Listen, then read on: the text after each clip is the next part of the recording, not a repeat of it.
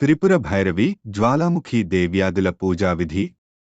త్రిపుర లేదా త్రిపురాభైరవిని యథావిధి ఓం హ్రీం ఆగచ్ఛదేవి అనే మంత్రముతో ఆవాహన చేసి ఐం హ్రీం హ్రీం అనే మంత్రమునుచ్చరిస్తూ లేఖను గీసి ఓం హ్రీం క్లోదిని భం నమః అనే మంత్రాన్ని జపిస్తూ దేవికి ప్రణామం చెయ్యాలి. తరువాత మహాప్రేతాసనంపై శక్తులతో సహా కొలువు తీరిన త్రిపురాభైరవి దేవిని విధ్యుక్తంగా పూజించాలి.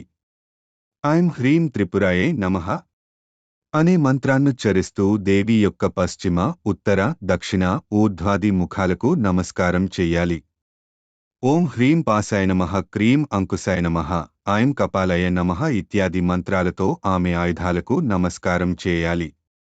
త్రిపురభైరవి పూజలో భాగంగా ఎనమండుగురు భైరవులను, వారితో బాటుగా మాతృకలను కూడా పూజించాలి. అసితాంగ, రురు, చండ, క్రోధ, ఉన్మత్త, కపాలి, భీషణ, సంహారులను ఎనమండుగురు భైరవులు కాగా బ్రహ్మాణి, మాహేశ్వరి, కౌమారి, వైష్ణవి, వారాహి, మాహేంద్రి, చాముండ, అపరాజిత, దుర్గా లను వారలు ఎనమండుగురు మాతృకలు. భైరవులను మాతృకలను ఒకరిద్దరినీ ఒకే మంత్రంలో ఒక్కొక్క దిక్కు వైపు ఆవాహన చేయాలి.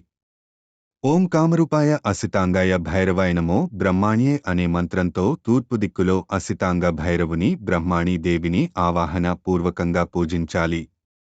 అలాగే ఓం స్కందాయ నమః, రురు భైరవాయ నమః, మాహేశ్వర్యే నమః అను మంత్రాల ద్వారా స్కంద, రురు భైరవ, మాహేశ్వరీలను దక్షిణంలోనూ, ఓం చండాయ నమః, కౌమార్యే నమః అనే మంత్రాలతో చండభైరవుని, కౌమారీ దేవిని పడమటి దిక్కులోనూ, ఓం ఉల్కాయ నమః, ఓం క్రోధాయ నమః, ఓం వైష్ణవ్యే నమః అనే మంత్రాలతో ఉల్క, క్రోధ, వైష్ణవీలను ఉత్తర దిక్కులోనూ, ఓం అఘోరాయ నమః, ఓం ఉన్మత్త భైరవాయ నమః, ఓం వారాహే నమః అనే మంత్రాలతోర అఘోర, ఉన్మత్త, వారాహీలను ఆగ్నేయంలోనూ, ఓం సారాయ కపాలినే భైరవాయ నమః, ఓం మాహేంద్యే నమః అనే మంత్రాలతో సమస్త సంసారానికి సారభూతుడైన కపాలి భైరవుని, మాహేంద్రీ మాతను నైరుత్య దిశలోనూ, ఓం జాలంధరాయ నమః, ఓం భీషణాయ భైరవాయ నమః, ఓం చాముండాయే నమః అనే మంత్రాలతో జాలంధర, భీషణ భైరవ, చాముండలను వాయవ్యంలోనూ, ఓం వటుకాయ నమః, ఓం సంహారాయ నమః,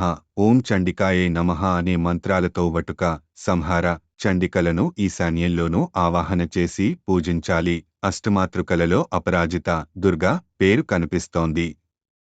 మంత్రాలలో మాత్రం ఆ పేరుతో కాకుండా ఆ దేవిని చండికానామ జపంతో ఆవాహన చేయాలని తెలుస్తున్నది.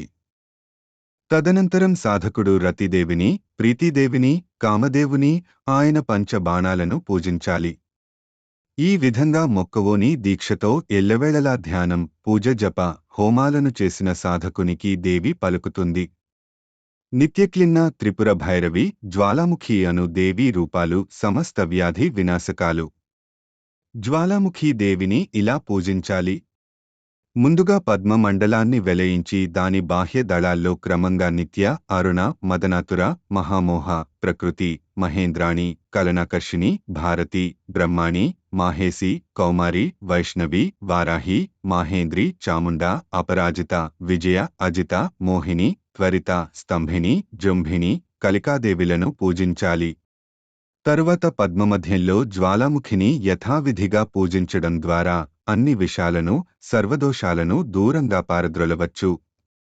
చాముండి యంత్రం ద్వారా ప్రశ్నకర్తకు శుభాశుభ పరిజ్ఞానం కలుగుతుంది. ఈ పూజలను స్వయంగా భైరవుడే ఉపదేశించాడు. అధ్యాయాలు 198, 199.